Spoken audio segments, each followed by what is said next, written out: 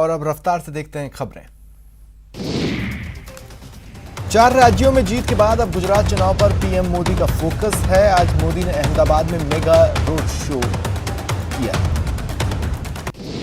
2 दिवसीय गुजरात यात्रा के दौरान प्रधानमंत्री मोदी अहमदाबाद में खेल महाकुंभ का उद्घाटन करेंगे। गांधीनगर जिले में राष्ट्रीय रक्षा विश्वविद्यालय के प्रथम दीक्षांत समारोह को मुख्य अतिथि के तौर पर संबोधित करेंगे।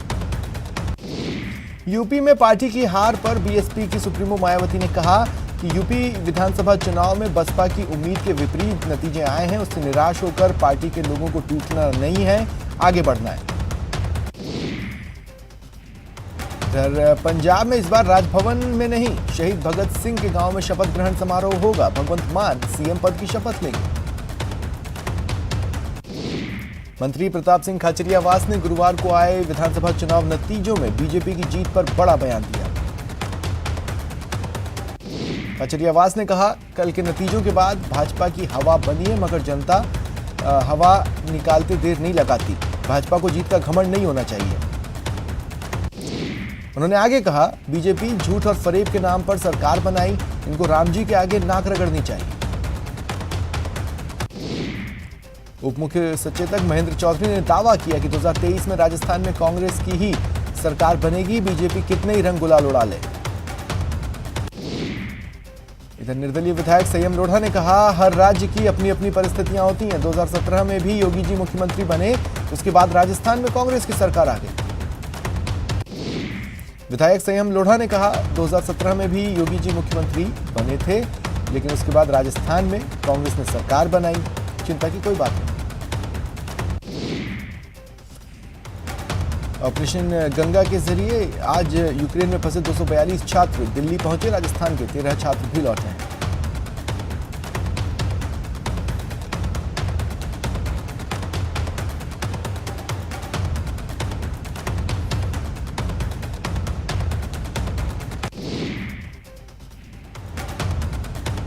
विधानसभा में प्रश्नकाल के दौरान एक सवाल के जवाब में पर्यटन मंत्री विश्वेंद्र सिंह ने अनूठा जवाब दिया।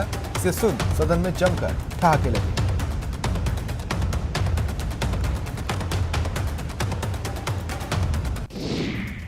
फिलहाल इतना ही। चलते चलते क्रिप्टो की समझ।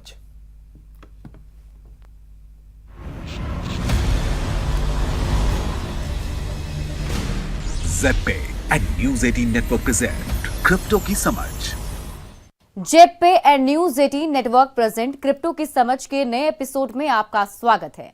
यहां हम आपको बताते हैं क्रिप्टो जगत की अहम खबरें और जानकारियां। स्विट्जरलैंड का लुग्यानो बिटकॉइन, यूएसडीटी और एलवीजीए टोकन को अपना कानूनी टेंडर बनाने वाला पहला यूरोपीय शहर बना। इसकी घोषणा एक ऑनलाइन कॉन्फ्रेंस के दौरान की गई, जहां लुग्यानो के मेयर माइकल फ्लोटी और सीटीओ टेथर पोलो अर्डोइनो हिस्सा ले रहे थे। सिटी अथॉरिटीज ने कहा कि लुग्यानो में नागरिक और कंपनियां सभी गुड्स, सर्विसेज और टैक्सेस के भुगतान के लिए जल्द ही बीटीसी, यूएसडीटी और एलवीजीए का इस्तेमाल कर पाएंगी। लेन देन करते समय एक थर्ड पार्टी इंटरमीडियरी की मदद से crypto currency automatically Swiss France में कन्वर्ट हो जाएगा। लुग्यानो मेयर माइकल फ्लोटी ने कहा कि टेथर के साथ पार्टनरशिप करके लुग्यानो शहर अपने भविष्य में निवेश कर रहा है। लुग्यानो ब्लॉकचेन के पोटेंशियल को समझता है और ये साझेदारी बेहतर, ज्यादा खुले, ट्रांसपेरेंट और स्मार्ट शहर बनाने में मदद मिलेगी। इस घटना ने साफ कर दिया कि लुग्यानो शहर यूरोपीय ब्लॉकचेन हब बनने की योजना बना रहा है। लुग्यानो एल साल्वाडोर के नक्शे कदम पर चल रहा है और जल्द ही लीगल टेंडर के रूप में क्रिप्टो करेंसी का इस्तेमाल करने वाला यूरोपियन कॉन्टिनेंट का पहला शहर बन जाएगा। इंग्लिश सोसर क्लब मैनचेस्टर सिटी का क्रिप्टो पार्टनर बना OKX EPL टीम की वेबसाइट पर की गई घोषणा के अनुसार क्रिप्टो करेंसी एक्सचेंज OKX अब क्लब का ऑफिशियल क्रिप्टो पार्टनर है। सिटी फुटबॉल ग्रुप के चीफ ऑपरेटिंग ऑफिसर रोयल डेवरीज ने कहा है कि मैनचेस्टर सिटी के ऑफिशियल पार्टनर के रूप में OKX का स्वागत करते हुए हमें खुशी हो रही है। हम दोनों ही इनोवेशन और जीतने की जिद जैसी सोच को शेयर करते हैं। उनकी डाइवर्स ऑडियंस को टारगेट करने का ब्रॉड और इंक्लूसिव अप्रोच हमारे दृष्टिकोण के अनुरूप है। हम इस साझेदारी के साथ काम करने के लिए उत्सुक हैं। OKX सबसे लोकप्रिय ग्लोबल क्रिप्टो एक्सचेंज में से एक है, जो फिलहाल 180 से ज्यादा देशों में लगभग 20 मिलियन कस्टमर्स को सर्व कर रही है। मैनचेस्टर सिटी के साथ पार्टनरशिप इस क्रिप्टो करेंसी एक्सचेंज का खेल और मनोरंजन की दुनिया में पहला कदम होगा। वहीं क्लब ने इस साल की शुरुआत में ही मेटावर्स में स्टेडियम बनाने की घोषणा करके क्रिप्टो करेंसी इंडस्ट्री में प्रवेश कर लिया था। कॉइनबेस सीईओ ने कहा कि साधारण रूसी के लिए रूबल के पतन के बाद क्रिप्टो किसी जीवन रेखा से कम नहीं। कॉइनबेस सीईओ ब्रायन आर्मस्ट्रॉन्ग ने रशिया यूक्रेन वॉर के बीच ट्विटर के जरिए क्रिप्टो उपयोग और उनकी एक्सचेंज की नीति पर अपने विचार साझा किए।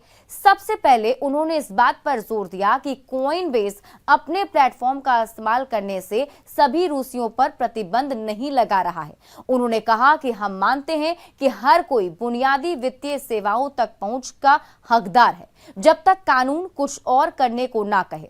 कुछ सामान्य रूसी क्रिप्टो का उपयोग अब जीवन रेखा के रूप में कर रहे हैं, क्योंकि उनकी करेंसी ध्वस्त हो रही है। उनमें से बहुत से लोग इस बात का भी विरोध कर रहे हैं कि उनका देश क्या कर रहा है और प्रतिबंध से उन्हें भी नुकसान होगा।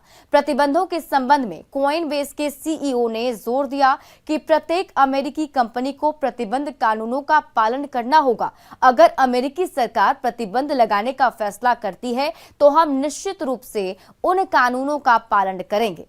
क्रिप्टो की समझ के आज के एपिसोड में फिलहाल इतना ही। अगले हफ्ते कुछ और खबरों और जानकारियों के साथ आपसे जुड़ेंगे।